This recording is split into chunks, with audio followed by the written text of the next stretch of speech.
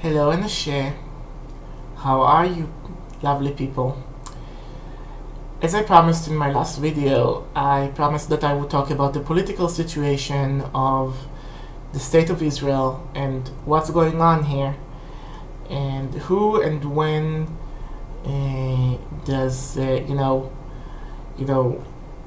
what I feel about it and how I can be a pagan in Israel, which is admitted, my viewer on YouTube. Not many of you knows Israeli pagans. And I have a blog. I have an Israeli blog in Hebrew that I write in since 2004. It's like, I think it's like, for the internet, it's like ancient. But I don't write much about politics there because the subject of politics in Israel is so heated.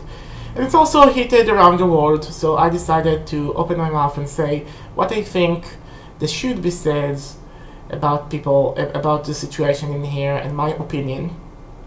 But before I start, I think that I need to give you a little bit of an historical background about the state of Israel, Canaan, and the connections of everything that basically happened around here.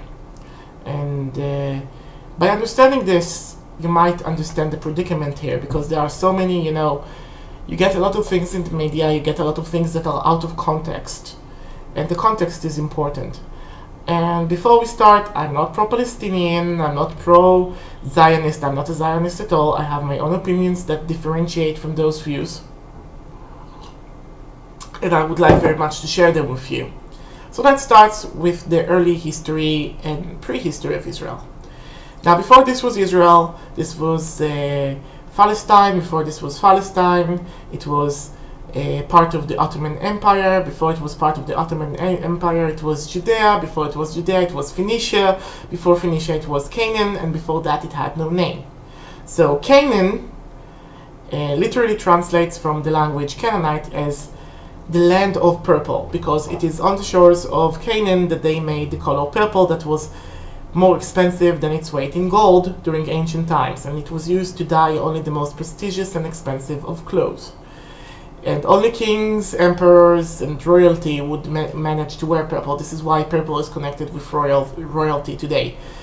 Phoenicia means the same in the Phoenician language, and what happened here, that this place wasn't this desolate strip of land that people think it is. It was basically the place where three important roads would meet together and bring their merchandise to Europe. It was the road of the perfumes, the road of gold, the road of spices, and the road of silk, because we are, Israel nowadays, but Canaan back at that time was the major junction between Asia, Africa, and Europe. And because it was such an important junction, a lot of civilization wanted to conquer it and hold it. And basically, the history of Canaan is the history of conquest.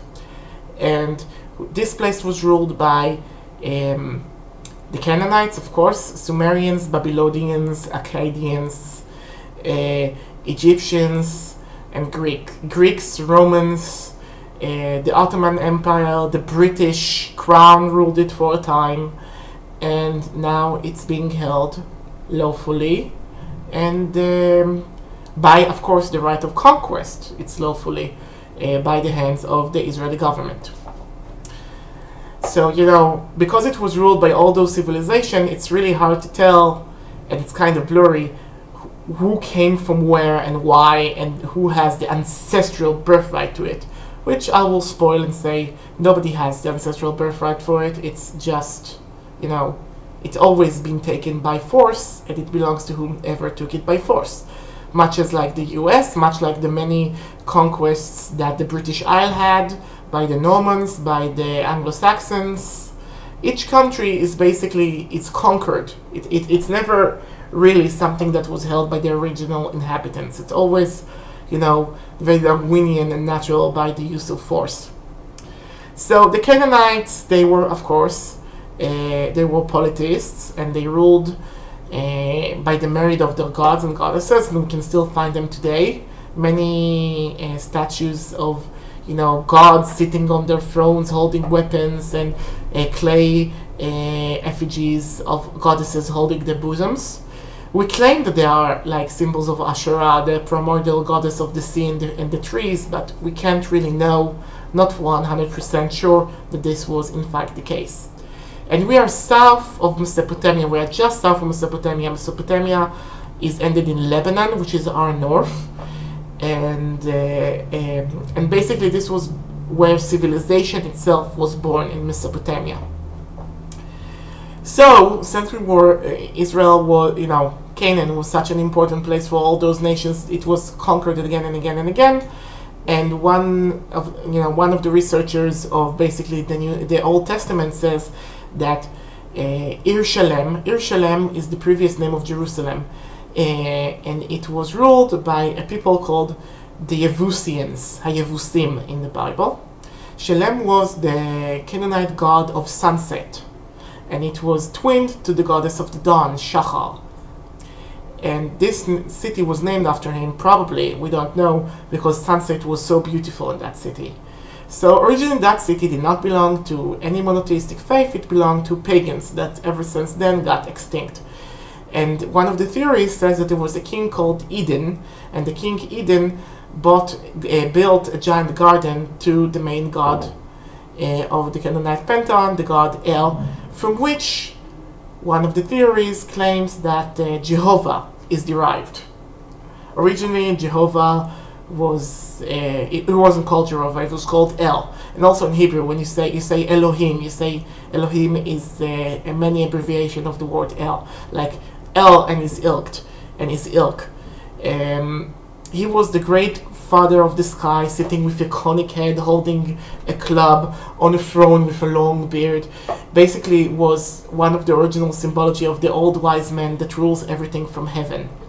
And of course his wife, Asherah, or Atirat Yam, or Afirat, or, she had many, many names.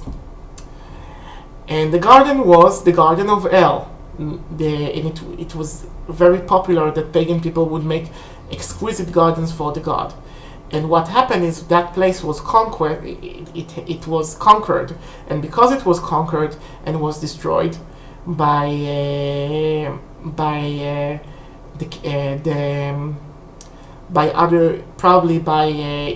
the Sumerians, Akkadians, or other one of those empires, by the Persians, in short. They saw this became the myth of being expelled from paradise, being expelled from the garden of God, the Garden of Eden. Probably at some point, some expelled royalty and priesthood of Akhenaten. Akhenaten was the first and only pharaoh of Egypt that said there was only one god. That god was called Aten. And his wife Nefertiti is very famous, and he also, to the scholarly types of view, he is the one that historically invented monotheism. There is actually no historical evidence of the existence of Abraham, but we did find the mummy of Akhenaten. We do believe we do know that he enforced monotheism on Egypt. Well, after he died, his son Tutankhamen, that is much more famous because his tomb was somewhat intact, restored paganism to Egypt, but the clergy serving Aten was expelled from Egypt, and one of the theories says that it came to Canaan. And when people were looking for the question, why did the gods abandon us? Why was the Garden of Eden burning? And why we were expelled and sent to the Gula, we were sent to be slaves in other places? The answer was because you believed in many gods and not in that one god that you wanted to preserve the garden. So monotheism continued in Canaan by this cult of El, and eventually, even though I simplified it for you, it became like what would be called the religion of the Judeans and Judaism, eventually. That, of course, changed, shaped, and morphed as the year moved and got different flavors according to the local places and scenario. It's not like this one block of, we worship the Torah and that's it. It has many interpretations, many points of views, many stories, many tales, many songs, and people are spending a lifetime just learning their own tradition, let alone like other people's tradition in that. Now, um, after the second temple got destroyed by the Romans, this place became a Roman Empire, and then it became a Byzantine Empire, and Byzantium became the Ottoman Empire, which remained for hundreds of years until the Ottoman Empire broke. And the Ottoman Empire were basically Muslims. Now, what's left from the Ottoman Empire? It's no longer an empire. It's a country called Turkey, which is our neighbors to the... We don't have a border with it, but it's our neighbor to our north west, basically. And it's a giant country that is separating between the half Arab Peninsula, Lebanon, and basically the Ukraine and Russia. And it's a very Mediterranean country, much like Israel. It has a lot of rain. Israel is not a very arid area. We have water problem here. Our water bills and electricity bills tends to be very high. Sometimes the temperature will get to 40 degrees Celsius. We are using Celsius. If you want to check what it is in Fahrenheit, please check. But believe me, summer here is brutal. 2/3 of the country is a desert. I don't live in the desert. I live in the up the north, in the city of Tiberias, that was established by Titus, the general that basically destroyed the second temple, and was dedicated to the emperor of the time, Emperor Tiberius, in ancient Rome. And it's one of the most ancient cities that people would live in. And it's very common for people like to have fields and to dig them and find ancient coins. My grandfather found an ancient Roman spearhead once. It's very common to find antiquities, and it's very Israel doesn't have a lot of money, doesn't have a lot of natural resources, but trust me, Israel does have a lot of history. I visited the temples of the Muse, Nemesis, Zeus and the 12 gods, and the cave of Pan in Caesarea Philippi in the north, and I also visited the temple of goddess Hathor in the south, where the ancient Egyptians got malachite for jewelry and also made beautiful things out of copper. So we have our shares of ancient temples here, and also I do believe that we have the tomb of the most ancient witch here. She's 10,000 years old. She is the witch from the Hilazon cave. It's called Hilazon, like you hear it in English. Just Google her. She's 10,000 years old. She was part of the Natufian group that didn't have writing, so we know nothing about her, but she was a very old, very short woman that was buried with her magical kit in one of the caves. And yes, I did traverse that cave. I did climb. I climbed there. I gave some offerings there. It's a beautiful, beautiful cave. And probably she's the most... That's the remains of the most ancient of sorcerers, or shamaness, or whatever you want to call it, on Earth. So... hey, pagan friends, if you want to visit any temple of ancient Romans and Greek gods, or even, go to the temple of Hathor, or any of the Canaanite temples, I can assure you that some of the antiquities in Israel are better preserved than the ones in ancient Rome, in Rome and Greek herself. We have full ancient Greek cities, almost constructed. It's not, Pompeii complete, but it's rather complete. We have shrines to Persephone, Hades and Skytophilis in Bethlehem. We have it all. We have amphitheaters. We have many, many antiquities, and many of them are left untouched, basically, in certain areas. We even have our own megalithic circle called Rujum al-Hiri, which is up the north, and it's so big you can only see it from the flight, and it has this stone igloo that was probably used for sky burials. So again, we have many, many history and prehistory. Now, what happened was this.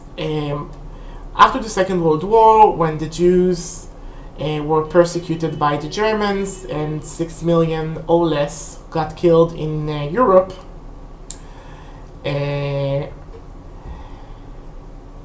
people, the Jews felt that this is it, that they needed to go somewhere.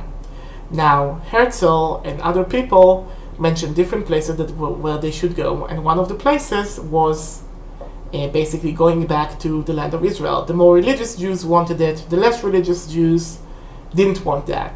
There were other options. For instance, Uganda, or for instance, to buy a large place in Israel, in the USA.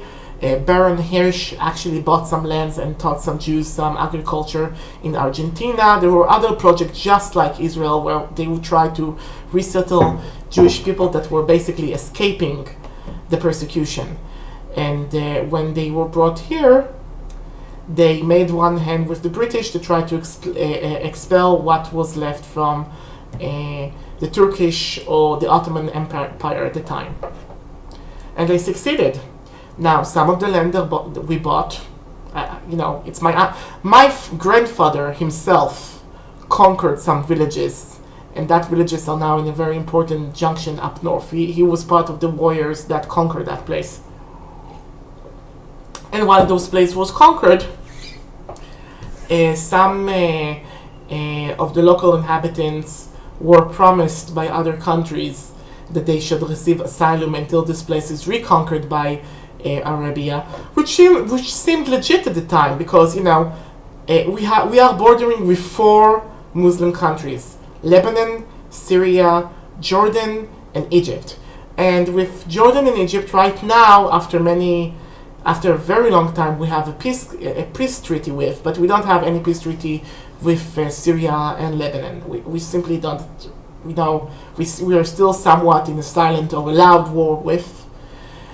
And once somebody promised them, the Arabs, that they should have, that this place would be conquered and everything that the Jews did here shall be theirs, some of them evacuated willingly and some of them didn't. Some of them were chased away by Jewish forces using guns and using other ways. I'm not an innocent fool thinking that this place was acquired peacefully, but really, what country got acquired peacefully? And there were crimes from both sides. And what happened was, eventually, for instance, in Tiberias, some piece of local history, the people that, once the Arabs were basically pushed away from Tiberias, their houses and belongings were basically given to Jewish people that didn't have houses here. And the houses that they couldn't fill or weren't useful got blown using dynamite, so the Arabs that left here would have nowhere to return.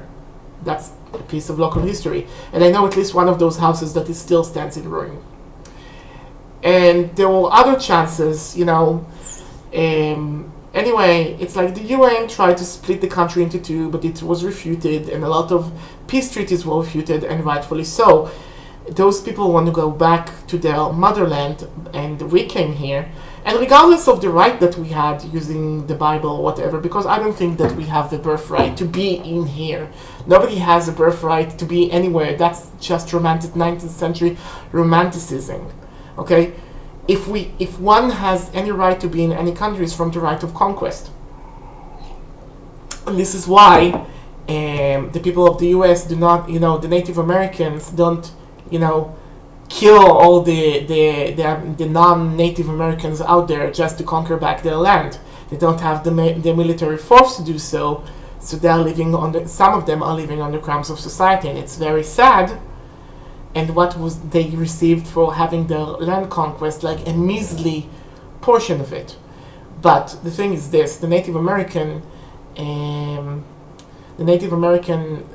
people are not doing any terrorist acts against the U.S. If they would be apprehended and locked immediately, and maybe even killed.